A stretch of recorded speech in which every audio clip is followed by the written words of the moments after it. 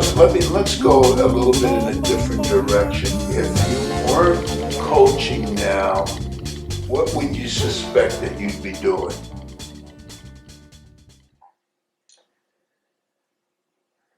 Something that involves people, something that involves relationships, something that is competitive in nature. I don't know, some sort of entrepreneur. I'm not exactly sure what that would be because I don't know that my personality or my nature could be confined to a 9 to 5 office type job every day. I want to be around people. I want to feel as though my work has meaning, has lasting meaning for people other than myself. I want to feel as though they're growing and learning how to be better, and by that process, I become better. I don't know exactly what occupation that would be. I don't, maybe some sort of business on my own. I don't know. That's a good question. I'm not sure. So as I listen to you grapple with that answer, Buzz, the one thing that I started to say is Buzz is a restless soul. You're not a person that can be confined to a specific area. You want to go down as many less roads travel as you possibly can. I agree. I do think that my nature is restless. Sometimes that's healthy. Sometimes that's chaotic.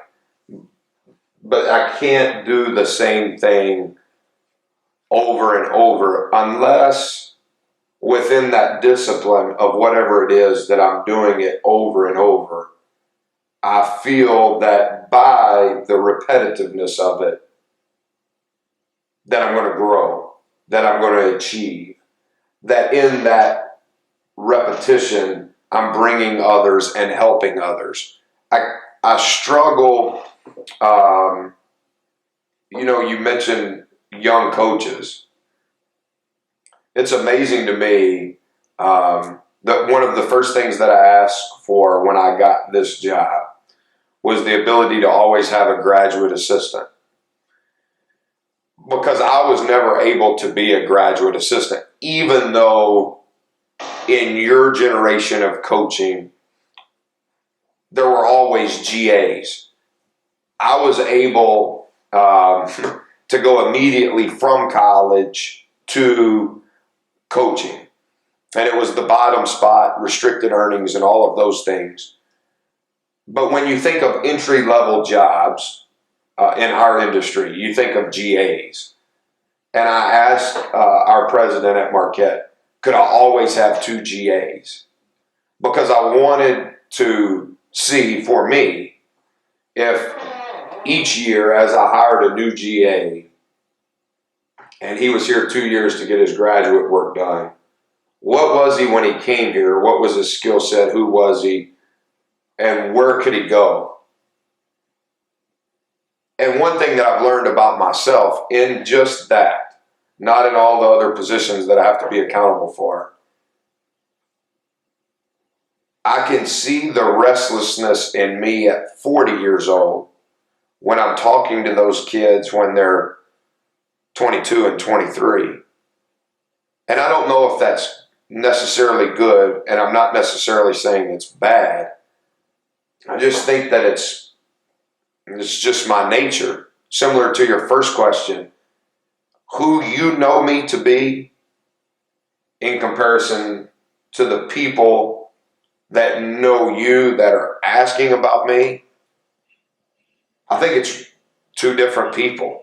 What that person knows versus what you know. And I think maybe you could say that about a lot of people. Mm-hmm. But I think what happens with me is I'm very transparent, yet very blunt, and at times not politically correct.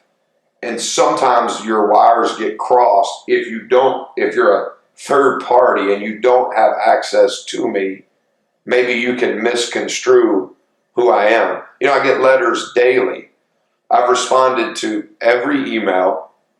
I've responded to every handwritten note ever since I've been here.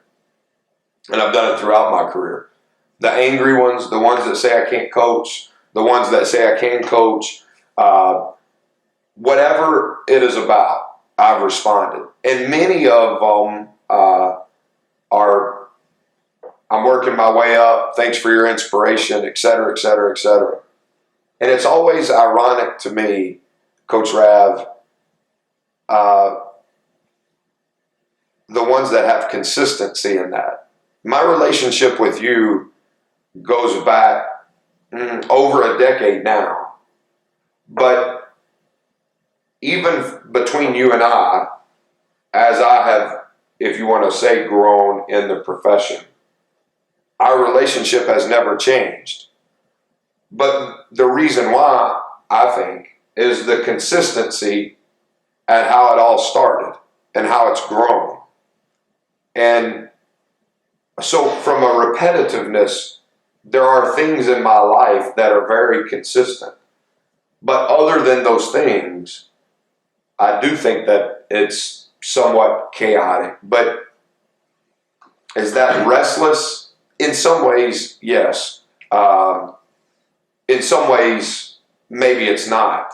Maybe I'm really an introvert and quiet by nature in a lot of who I am. But in the parts that I'm not, I'm kind of out there. As you were explaining things to me, Buzz, and as I was listening, I was also having a conversation with myself, and what I came quickly to the conclusion with you and we probably became attracted to each other and decided that, in our own little ways, let's be friends, because I think both of us appreciate people who are unique, people who are different, people who can enter your life and bring some value to it, and in the real sense, when I first met you. And it's a great learning experience. I said this to you guys and your staff the other day, that the most beneficial relationships are the ones that you started where the person was nobody when you first met them compared to who they are today. Yeah. When I met you, you were the assistant coach at Colorado. I had no idea. Or did I even start to think about it, that you would ever end up being where you are today? But we were two kindred souls who found a liking for each other because we were different, because we were unique, and also because we shared some common values those are the things I think that have kept us together all these years, and you said something I never really thought that much about, is our relationship has never been quantified by you getting to the Elite Eight or you being coach of the year or any of those things. There are probably things that I don't know that one time you or I have ever had a discussion about those, other than maybe I say, hey, Buzz, congratulations or something like that.